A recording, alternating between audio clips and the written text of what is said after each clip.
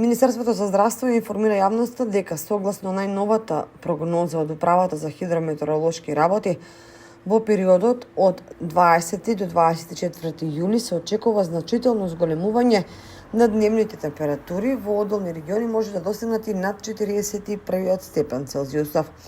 По тој повод потсетуваме за почитување на општите препораки за заштита на населението од високи температури, да се престојува во затворени разладени простори, особено во периодот од 11 до 17 часот.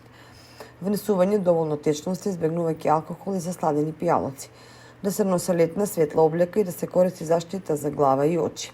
Избегнување физичка активност во најтоплите часови од денот.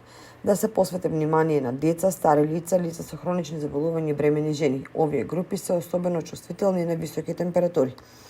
Во случај на симптоми како вртоглавица, главоболка, гадење или забрзан пулс, веднаш да се побара медицинска помош.